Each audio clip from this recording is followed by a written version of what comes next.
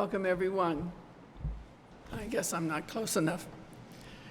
Welcome, everyone, to the Sunday service of the Unitarian Universalist Fellowship of San Miguel de Allende. We're really happy you're here with us today. Bienvenidos a todos al servicio dominical de los Unitarios Universalistas. I always have trouble with that. De San Miguel de Allende. Estamos felices de verte aquí hoy. This is a place where we can bring our whole selves and be accepted as we are, just as we are, with love and friendship. Este es un lugar donde podemos traer todo nuestro ser y ser aceptados tal como somos, con amor y amistad. We have a few very important announcements. The first, especially, you might need to take notes, but you'll get reminders, of course, in the newsletter and all of our other avenues of communication. After today's service, the next 2 Sundays, we will not have in-person service here at the Aldea. Okay, very important. Don't show up at the door because we won't be here. Next Sunday is the Desfile de los Locos, the Los Locos Parade, and they take over the Ancha. We've learned you cannot get close to the Aldea on a Sunday, and besides, it's a lot more fun to go watch the parade. So go join them. That will be your spiritual experience for the day. Then on Sunday, June 23rd, we don't have a live service here at 10:30. Typically, the timing of the UUA's General Assembly worship service fits our 10:30 time slot, but this year it doesn't. So there will be an opportunity for you to Zoom in and join the global, basically, the chance to be with thousands of other Unitarian Universalists on their live worship service. You'll get the Zoom link, but you have to wait till noon our time because it's not happening until whenever, 1 or 2 o'clock Eastern time, I can't recall. But anyway, it's noon our time. So hopefully you'll be around and home and can still join that service. And you'll see some information about the young Unitarian Universalist minister who will be preaching that service. So those 2 are really important. And if you know people who occasionally come and may not get our newsletter and may not see the notices, remind them so they're not the one left standing at the door and not able to get in. And our next really important announcement is a community event happening very soon. And we'll have a Circle Cena, which is our community dinner, on June 17th, beginning at 5 p.m. at La Frontera restaurant. I hope many of you have been to those in the past. They're great fun and a great way to meet people and join up with folks you already know. And Ellie Goodwin, raise your hand right there. She will be happy to give you more information after the service and sign you up. And she would like us to remember that between now and the 30th of June, this Circle Cena is the one chance to see over 40 UUs in person. So if you go through withdrawal, coming to service, you can make sure that you get your fix with our UU friends at the Frontera. So whether you're a member of the fellowship or a visitor, or you know somebody who is, just come sign up. Anybody can come to this, and this is a great way to get to know people. The staff of Frontera opened their restaurant just for us on those Monday nights. The menu will be a Middle Eastern buffet, so that will be kind of interesting and different, all for just 250 pesos. So cash or credit cards accepted. After the service, those of you on Zoom are invited to stay connected and visit with others in the main room for discussion of today's topic and sermon by Reverend Rosiello. If you're visiting on Zoom, type your name into the chat box so those on Zoom with you can see your name and maybe see where you're from, and they can greet you later. Thanks. Those who are with us at the Aldea, as always, join us for coffee and cookies off to the side, and check out the membership table. There's a lot of interesting information over there. We have some visitors today whose names we already know, so I'd like to read those. If you'll stand, if you're willing to, we'd like to wave at you and say hi and welcome. We have a visitor named Alex. Who's Alex? He heard about us. Thanks, Alex. Thanks for coming. He heard about it from his father, who might be sitting right beside him. Thank you. Good. And are there any other visitors who I may not know about, but are maybe wearing visitor tags and you'd like to stand up and wave and say hi so we know who you are? No? Okay. Okay. We hope if you are wearing a visitor name tag, you'll meet us over a coffee and we'll refresh our memory of you or meet you for the first time. Sorry about that. We do record our Sunday in-person services, and you can find a link to all of the past services on our website, UUFSMA.org, or you can go directly to YouTube and type UUFSMA into the search bar, and it'll bring up our page along with all the past services.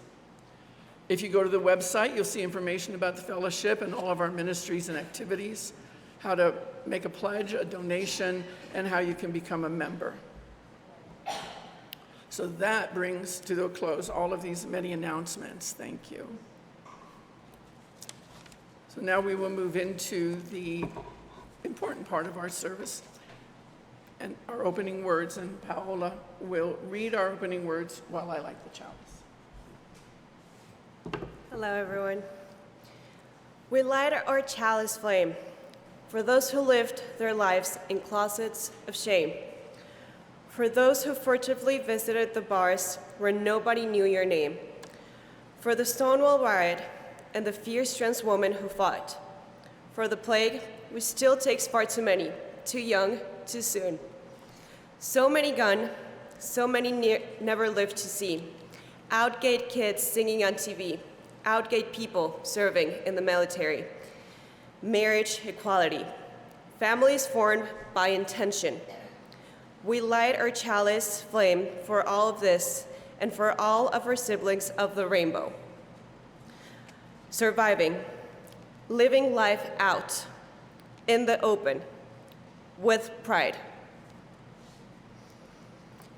Let's join our voices, let's join our lights of love as well as our voices together in song. Hymn 118, This Little Light of Mine. I invite you to rise in body or spirit and remain so for the covenant. The words will appear on the screen.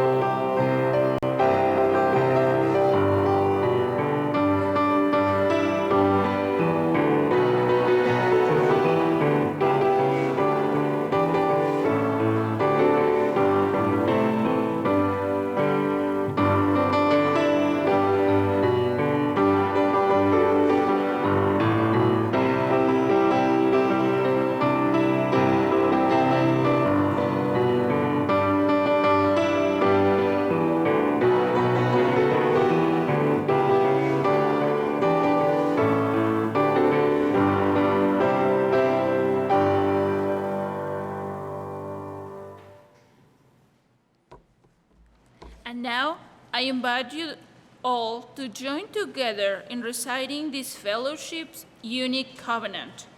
This is our promise that we aspire to, of how to be in relation to each other and the larger world. We will recite first in English and then in Spanish. We respect the independent web of life and work for a just and peaceful world.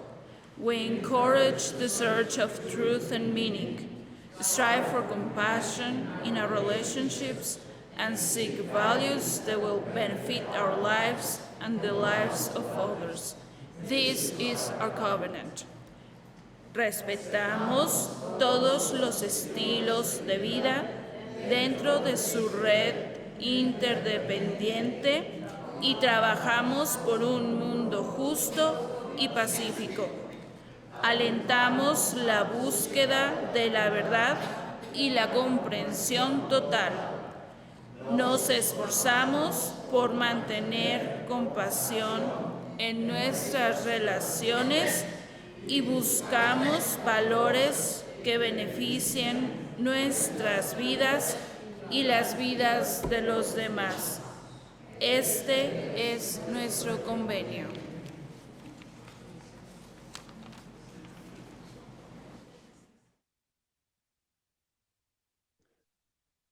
Good morning.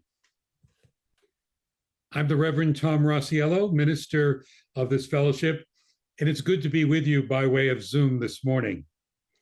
I'm coming to you from our lake cottage in Ashburnham, Massachusetts, where it's a rather cool and rainy but still beautiful spring day. I want you to know that even though I'm not in San Miguel, if you need pastoral care or you just want to talk to a minister, you can contact me by email and we'll set up a time to do that. Also, members of our care team are in San Miguel, and their assistance is also available to you. Now, each week we take time in our service to share significant milestones, joys, sorrows, concerns that our members and friends are experiencing. As we share each one this morning, Susan will light a candle, indicating that that person, that thought, that prayer is held in our hearts this morning. If you have a joy, sorrow, and concern you'd like shared in an upcoming service, please email it to me, or if you're going to be coming in person to the Aldea, you can write it down on a card and give it to the ushers when you enter.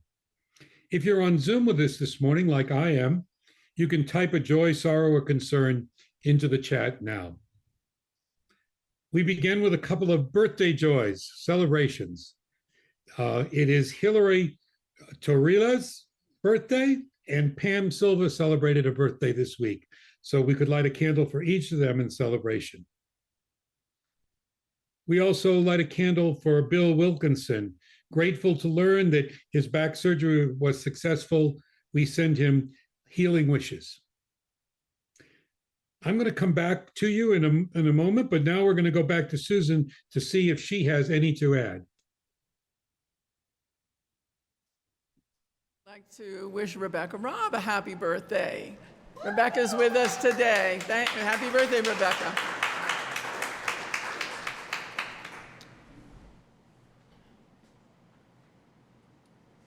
That's it for me, Tom. Our concerns are not just with our own community, they're also with the world. And again, we light candles for those who have lost their lives, their loved ones, and displaced by the unjust and unprovoked war in the Ukraine. And we once again light a candle of hope for the end of war in the Middle East. We're grateful for the rescue of 4 hostages this week. At the same time, we mourn the loss of life, especially the innocent life that resulted from this raid. We pray for a ceasefire, for the release of all hostages, the delivery of humanitarian aid, and an agreement that will lead to a path to peace. Our final candle is for those joys, sorrows, and concerns held deep in our heart, but which remain unspoken this morning. And on this Pride Sunday, we particularly hold in our hearts all those around the world who are prosecuted, denied rights, attacked, even killed because they are members of the LGBTQ community. Likewise, we hold all those who are held back from being who they truly are by hate and lack of acceptance, which still exists in so many places. We especially hold in our hearts LGBTQ kids, teens, for whom the pressure of just being who they are in families, in society that often rejects them, can be more than they can bear. So let us enter into a time of meditation and candlelighting with this song written by Unitarian Universalist Minister Fred Small, assuring children that they can be who they are and that they will still be loved. During the video featuring the gay men's a cappella group, The Flirtations, if you are at the altar, you may come forward and light a candle. Perhaps today for an LGBTQ friend, family member who you hold in your heart on this Pride Day.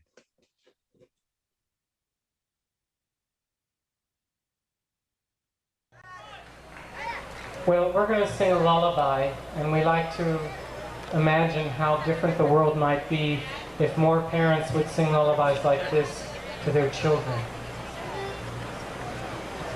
We have cleared off the table, the leftovers saved, washed the dishes, and put them away. I have told you a story and tucked you in tight at the end of your knockabout day.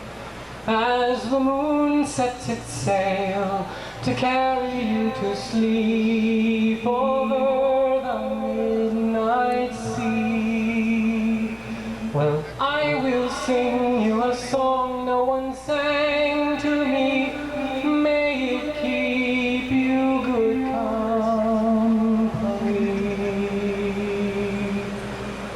You can be anybody that you want to be.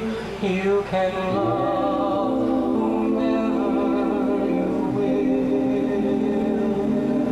You can travel any country where your heart leads, and know I will love you still. You can live by yourself. You can gather friends around. You can choose one special heart, and the only measure of your words and your deeds will be the love you leave behind when you're gone. Some girls grow up strong and bold, some boys are quiet and kind. Some race on ahead, some follow behind, some grow in their own space and time. Some women love women, and some men love men. Some raise children, and some never do. You can dream all day, never reaching the end of everything possible for you. Don't be rabbled by names, by taunts or games, but seek out spirits true. If you give your friends the best part of yourself, they will give the same back to you. You can be anybody that you want to be. You can love whomever you will. You can travel any country where your heart leads, and know I will love you still. You can live by yourself, you can gather friends around, you can choose one special one, and the only measure of your words and your deeds will be the love you leave behind when you're gone.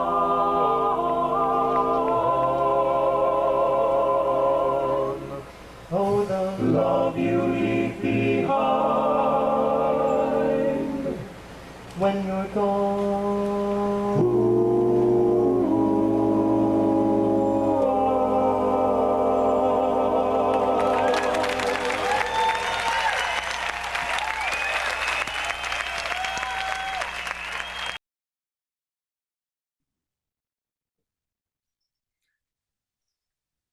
People sometimes ask, is Pride a party or a protest?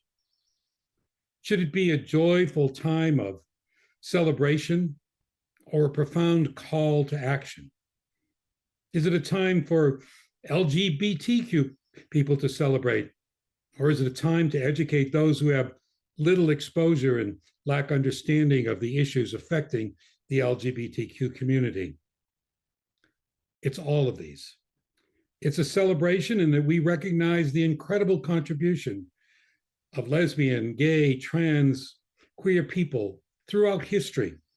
So often they could not be open about who they truly were, yet they contributed as musicians and scientists and writers and teachers and preachers and doctors and lawyers and just everyday hard workers and parents. Pride is also a celebration of rights won after hard fights, and it's surely a time to recommit to the fight. But pride is much more than any of these choices suggest, especially for us, we who are members of a faith tradition whose first principle is the inherent, and I might add equal, worth and dignity of every person.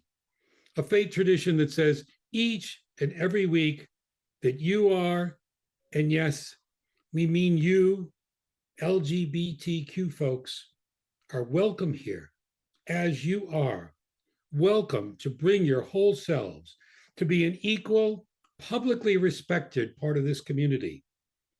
Pride is a special day for Unitarian Universalists.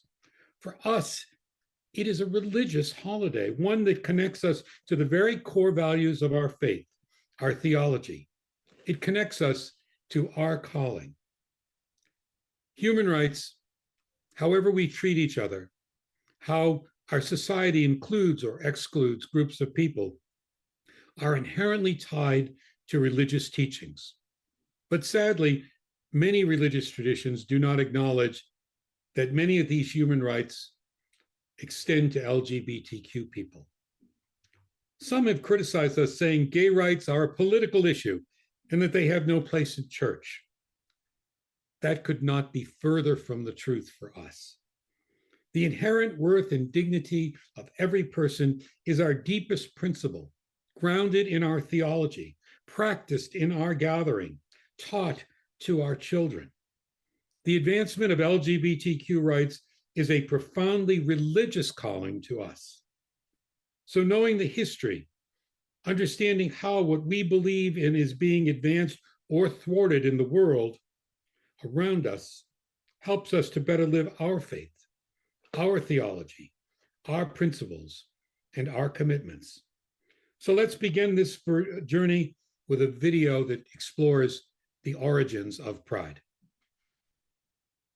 In the early morning hours of June 28, 1969, a riot broke out in front of the Stonewall Inn in New York City. The violent protest became known as the Stonewall Riots. The Stonewall Riots were a watershed moment in the gay rights movement, sparking activism and awareness across the United States. We'll look at the roots of the riots, the events, and their lasting impact. In the 1950s and 60s, homosexuality was still considered sodomy and illegal in 49 states. The punishments varied greatly by state, ranging from heavy fines to imprisonment. In society, members of the gay community were often subject to violence, harassment, and discrimination. In New York City, gay bars were havens for people with diverse sexual orientations and gender identities, places where they could avoid harassment and violence. The Stonewall Inn served as a popular refuge. The Stonewall Inn was owned by the mafia. The mafia bribed the police to look the other way. In turn, the mafia made money overcharging patrons for drinks. Even so, the patrons were not fully safe from homophobia and discrimination. The mafia would extort wealthy patrons, threatening to out them to their employers and families. Despite the mafia's bribes, the police still regularly raided the Stonewall Inn and other gay bars, charging them with solicitation of homosexual relations.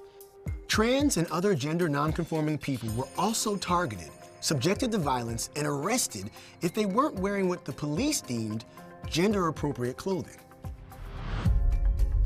This oppression and mistreatment came to a head in the early morning hours of June 28, 1969. 9 police officers entered the Stonewall Inn in a raid. The patrons were fed up. As the police roughly tried to arrest bartenders and customers, many resisted. Outside the bar, people in the hundreds began rioting. They threw bottles at the police and pushed through the barricades. The police officers retreated from the crowd and locked themselves inside the Stonewall Inn. Rioters responded by setting the bar on fire. Police reinforcement arrived, and the original officers managed to get out of the burning bar. Meanwhile, the angry mob had grown into thousands. Eventually, the police were able to get the crowd to disperse, but it didn't last long. The riots continued until July 1st. While some criticized the violent and destructive riots, others pointed to the brutality and unjust treatment of the gay community. This large-scale defiance made a massive impact on society. The Stonewall riots were the beginning of the modern gay liberation movement, which also brought attention to others marginalized for their sexual or gender orientation. The riots sparked the formation of the Gay Liberation Front, the first group to publicly advocate for equal gay rights. On the 1-year anniversary of the riots, they also organized the first Gay Pride Parade. Today, Pride events are still held on the anniversary of the Stonewall riots in cities around the country and even the world. In 2016, President Obama made the Stonewall Inn and the area outside where the riots broke out a national monument.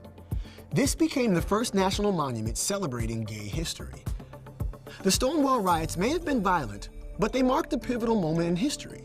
No longer would people quietly endure the stigma associated with their sexual and gender orientations.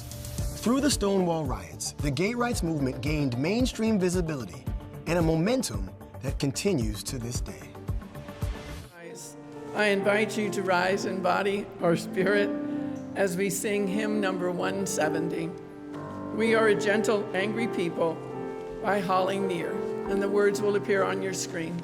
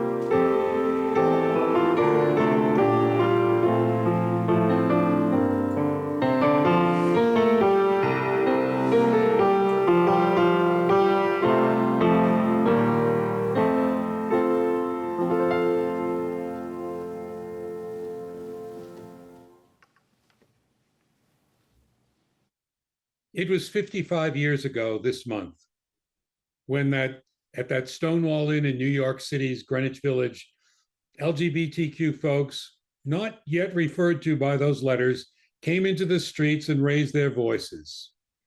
So many of these people, gentle by nature, that night were indeed angry. They had had enough. Years of oppression, hatred, humiliation had boiled over. It shocked the police that these people would actually stand up publicly as proud human beings and not cower in the shadows. It shocked New York City. It shocked the nation.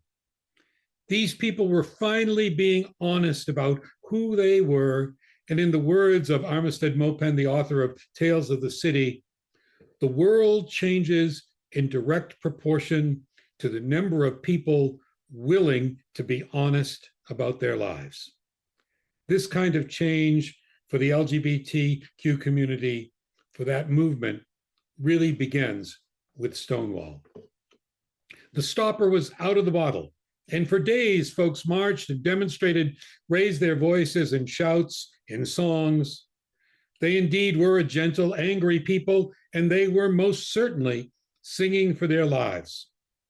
But they didn't sing that song that we just sang now as we know it. It hadn't been written yet. Over the next decade, slowly and mostly in major cities, LGBT people, mostly gay men at this time, began to become visible and even began to occupy space in community leadership.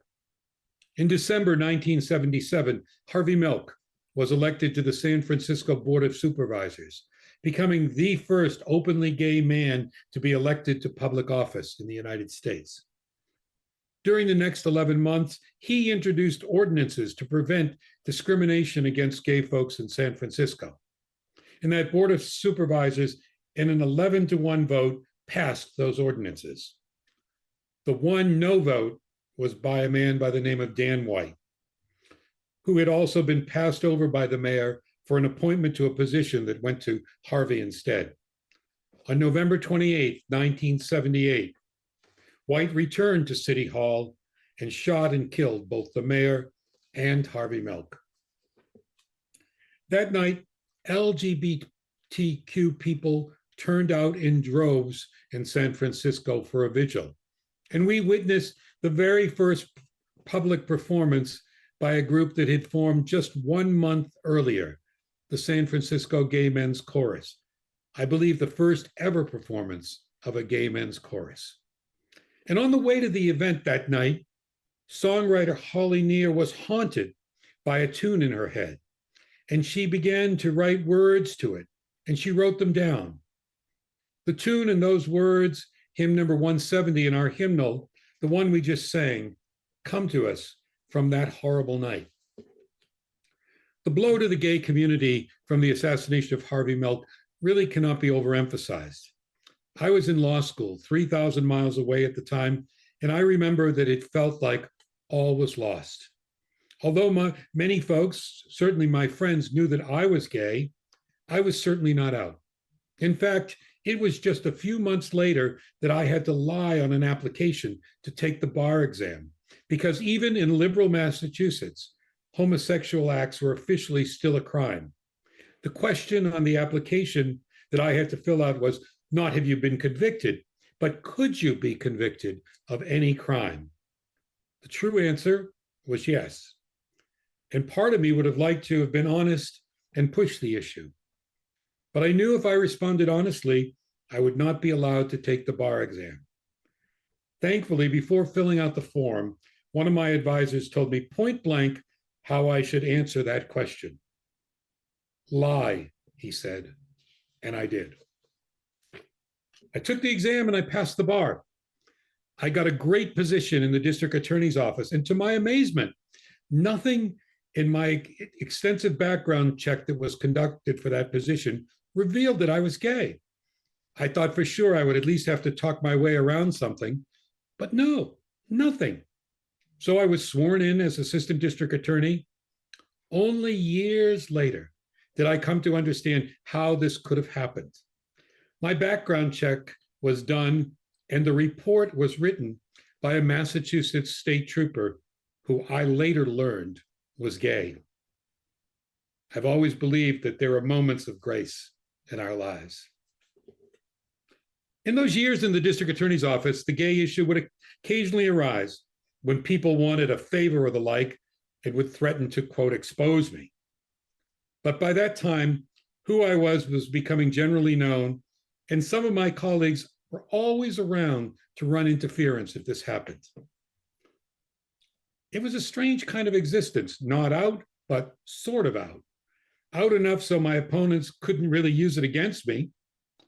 I can honestly say that even though I had more than one threat to out me, I never caved to that pressure. I'd say, go ahead. And usually someone would intervene, or it would just make the accuser look foolish. Public acceptance of gay and lesbian folks was happening. Not everywhere, but in more and more places. Laws criminalizing homosexuality were being repealed. Rights began to be guaranteed in housing, employment, healthcare, and more. It was the time when people realized that they had a gay family member or friend, that it was not such a foreign thing. But still, most LGBTQ people were still not out. In most jobs, even in most families, it was still too risky. But more and more LGBTQ people were being seen and accepted to some degree, and in some areas getting legal rights and protection. Then came the plague. Gay men who had just begun to feel good about themselves were now getting seriously ill and dying, and no one knew why. Fear reinvigorated the old hate and homophobia. Many religions at that time were proclaiming that AIDS was God's just punishment. Even the health care system worked against people. Some doctors would not treat people. Men who had been together for decades could not visit their dying partners in the hospital or even make their funeral arrangements.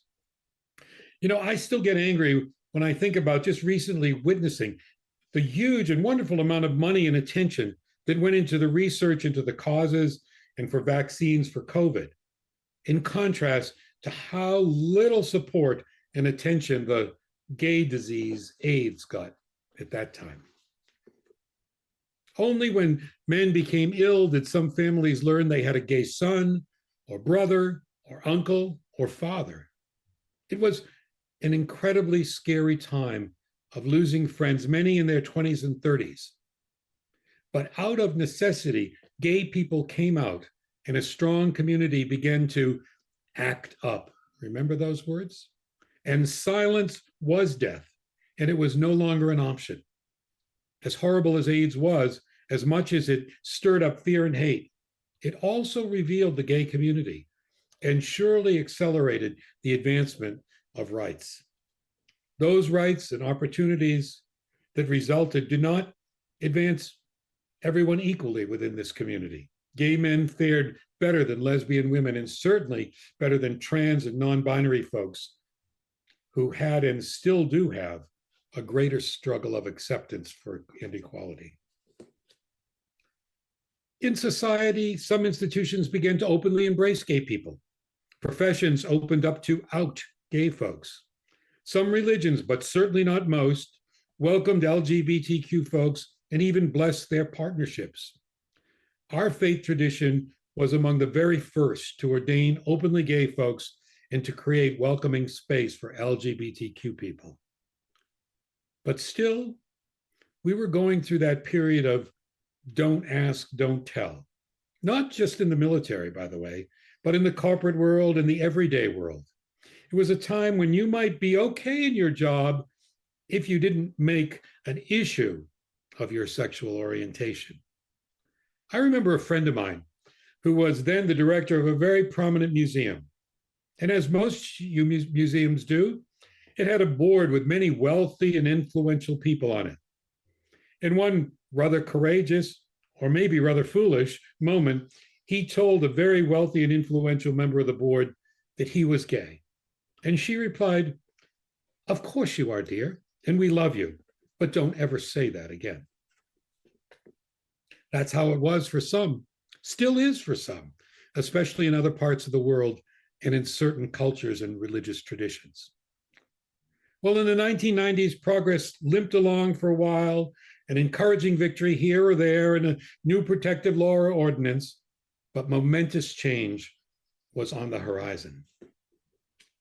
It was exactly 20 years ago, just last month, that Massachusetts Supreme Court Chief Justice Margaret Marshall, who had grown up in South Africa under apartheid and understood the harm of having a whole class of people who did not enjoy the same rights as others, wrote the opinion that changed everything. It declared that the right to marry was fundamental and had to be available equally to all. And the court gave the Massachusetts legislature a period of months to change the law to reflect that position.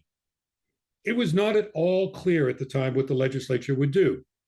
Would it be some kind of partial marriage, a civil union kind of thing? The Catholic Church and other conservatives groups launched a huge campaign and lobbying effort against legalizing gay marriage.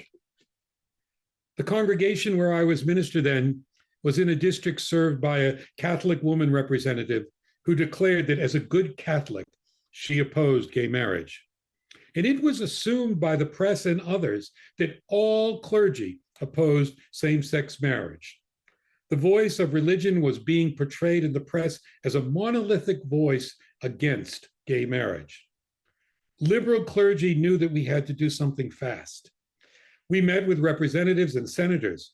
Often, we only got to those meetings because some administrator wrongly thought that we would support their representatives' opposition to gay marriage as we were clergy. It was rather like walking into the lion's den, and when it became clear what our position was, we often got quickly escorted out. Some clergy were quietly in support, but afraid to go public. But a few of us knew we had to go public, and not as individuals or single denominations, but together across denominations and traditions. We knew that we had to speak from both a theological and a pastoral perspective. We labored hard over what we could say together that we could all agree with. And the other day, by chance or serendipity, I found the public letter that we wrote that was widely published and signed by a rabbi, an Episcopal priest, an American Baptist minister, 2 UCC ministers, and a Unitarian Universalist minister, me. I thought you might find it interesting to hear a bit from our combined public letter. Here's some of what we wrote. As members of the clergy serving congregations in the community, we affirm and applaud the Massachusetts Supreme Court's decision to legalize same-sex marriage. We recognize that this is a complex and divisive issue and respect that debate and discussion need to continue in many of our religious communities. However, we draw on our diverse faith traditions to arrive at the common conviction that the state should not exclude from the institution of marriage any couples who wish to enjoy its rights, accept its responsibilities and commitments. We believe our position to be in accord with the central teachings, principles, and traditions of our respective faiths. Drawing from our sacred texts, we celebrate the revelation of the empowering, inclusive, and compassionate love of God who has created us to love one another in the same way. Prayerfully responding to the ongoing and dynamic revelation of the will of God, which compels us to reinterpret sacred texts in the context of our time, we have come to believe that the spectrum of human sexuality inherent in God's creation is broader than that understood by our ancestors. We affirm the equal dignity and right of every individual to enter into a loving relationship, regardless of their sexual orientation. We believe that such welcome is in accordance with what God's love requires of us.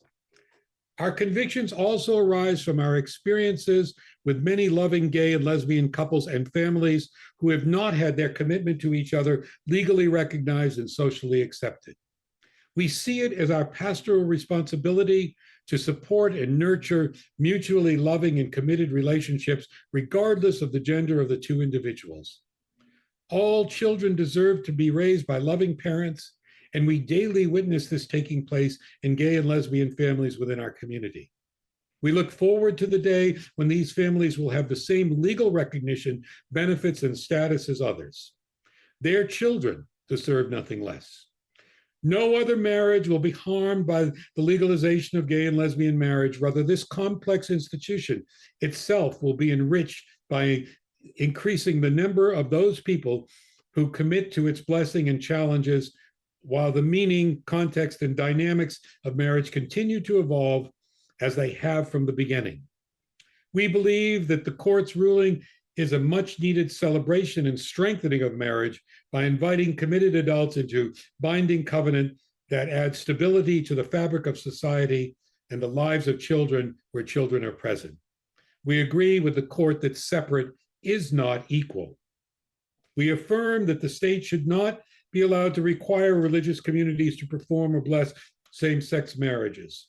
Each faith community has to determine their understanding and practice of marriage rights.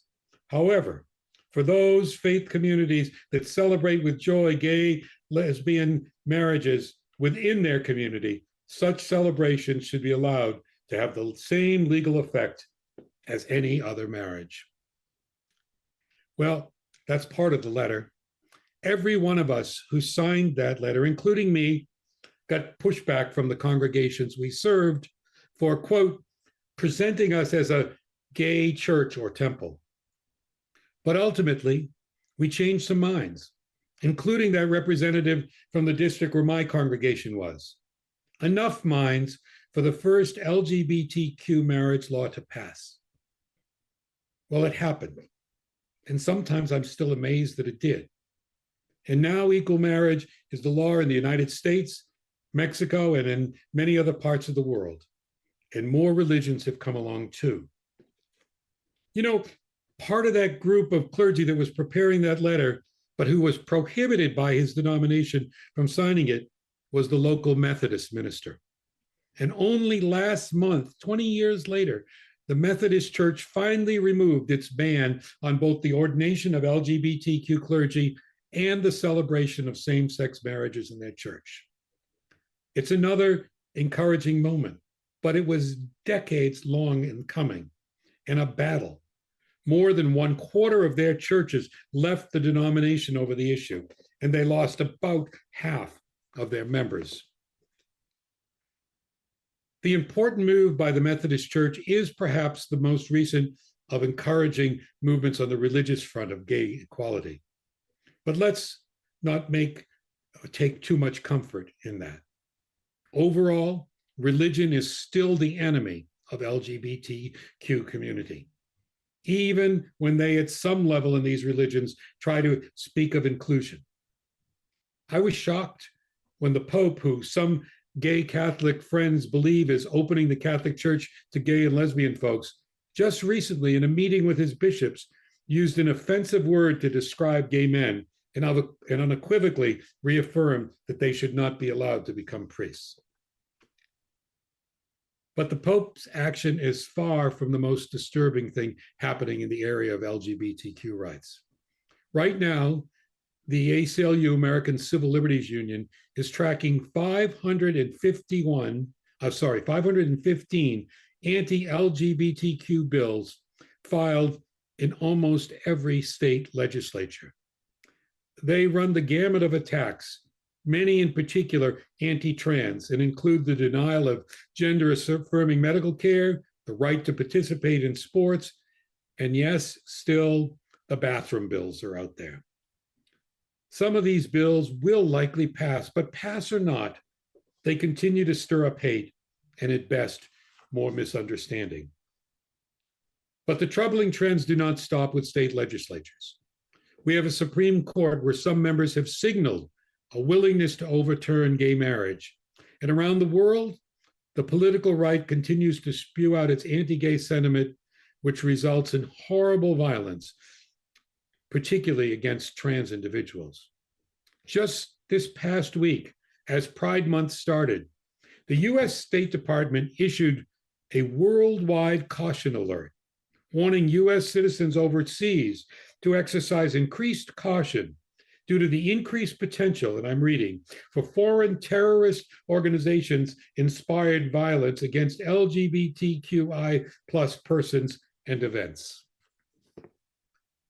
Finally, and perhaps to me the most disturbing trend endangering LGBTQ rights, not just now, but for long into the future, is what's going on with the education of our children. Banning books that portray LGBTQ individuals and families in a positive light, prohibiting the recognition of LGBTQ folks in the classroom, and prohibiting educating our children about LGBTQ folks and issues. In his recent book, They Came for the Schools, author Mike Hixenbaugh makes it very clear that there's a long history of in relation to reactionary movements, like the one now reacting against the progress made by LGBTQ rights. Long history of focusing on children and schools. And if they're successful, as they have been in many areas, think of what the status of things will be when these children are of voting age. Yet in spite of these disturbing trends, there are still new successes every day. Our own state of Guanajuato just recently passed a law allowing trans people to reflect their self-declared gender identity on official documents without going through expensive court proceedings. So often it's the way with social justice movements. While you make progress on one issue or in one place, you lose ground on another issue or in another place. It takes a lot to keep moving forward, even when we're experiencing defeats. But I know we will.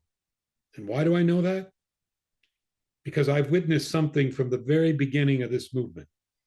A spirit inside LGBT folks and allies so strong that every defeat or setback gives new momentum to the next move forward.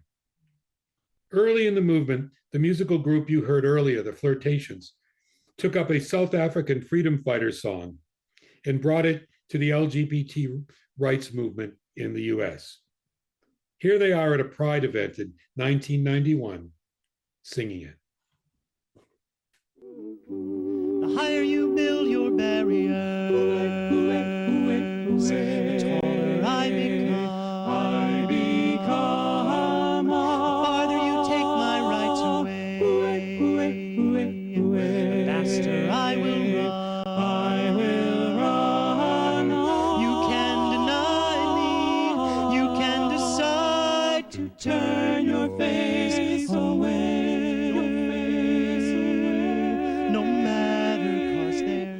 Something inside so strong. I know that I can make it, though you're doing me wrong, so wrong. You thought that my pride was gone. Oh no, there's something inside so strong. Whoa, no, something inside so strong.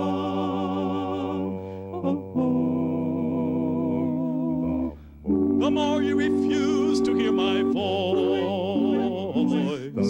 the louder I will sing. The more you refuse the things I need, the more I want everything. Deny my place in time, you squander wealth that's mine. My light will shine so brightly blind you, 'cause there's something inside so strong. Oh, I know that I can make it, though you're doing me wrong, so wrong. You thought that my pride was gone. Oh no, there's something inside so strong.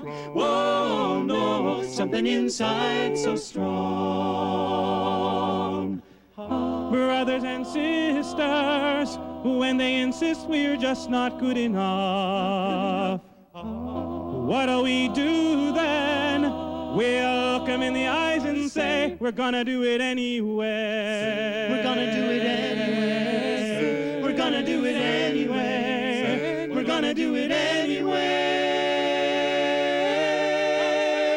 Something inside so strong.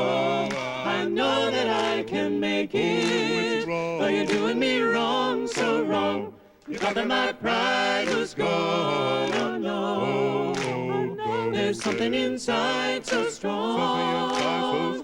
Whoa, no, something inside so strong. Something inside, something inside, something inside, something inside. There's something so strong. It's so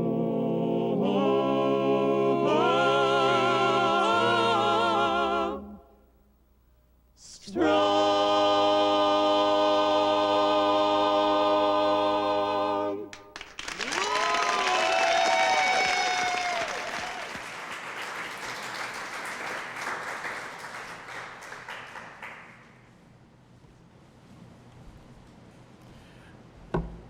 Thank you, Tom, for everything you offered today and for the wonderful videos and for the reminders. We will move into our time of generosity and offering. And I invite you to consider these words from Reverend John Saxon, a UU minister from North Carolina. He wrote, a religious community is like a river formed from the many streams of our lives that meet and merge and flow to the sea. As members and friends of this religious community and in a communal spirit of generosity, we share our time and our energy, our creativity and imagination and vision, our talents and skills, everything. We share so much of ourselves. And they are all valuable gifts which make it possible for our fellowship to function and to grow deep and wide. In the same way that a river grows deeper and wider with every new stream that enters it. The river of our community also depends on our shared resources, our shared financial support that allows us to make real in the world our shared values and vision. So we invite you to give generously as you're willing and able today. Your generosity supports our worship services, our children's program, our many pastoral and social ministries. As our ushers pass the offering baskets, your gifts will now be gratefully received. Thank you.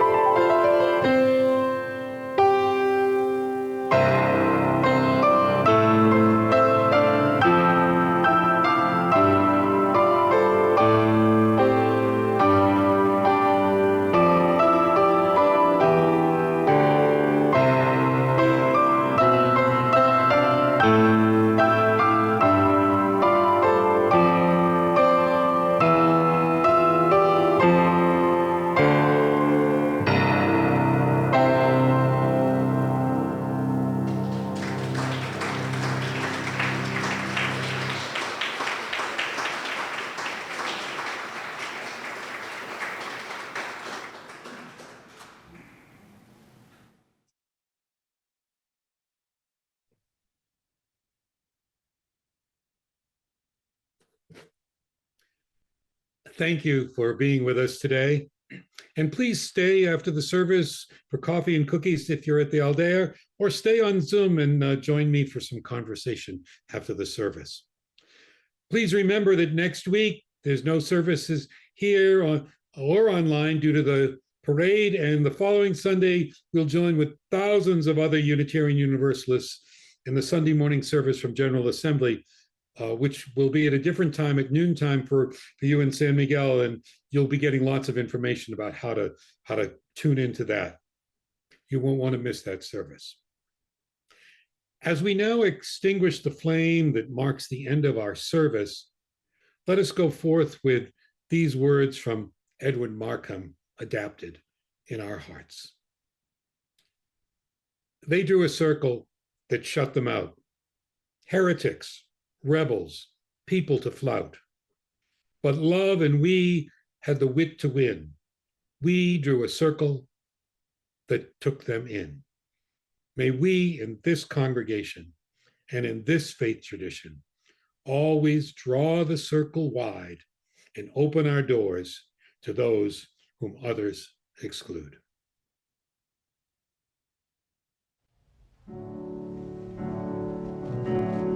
Draw the circle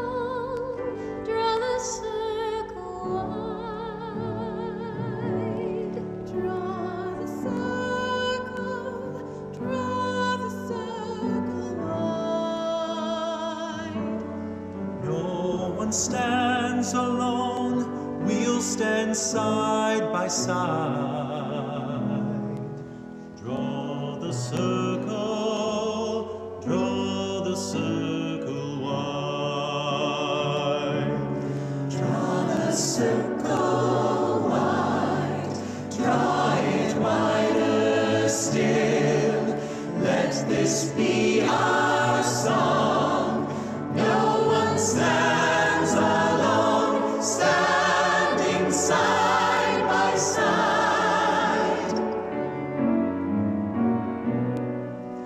Draw the circle wide. Draw the circle wide, draw it wider still. Let this be our song. No one stands alone, standing side by side. Draw the circle wide. Draw the circle wide. Draw the circle wide.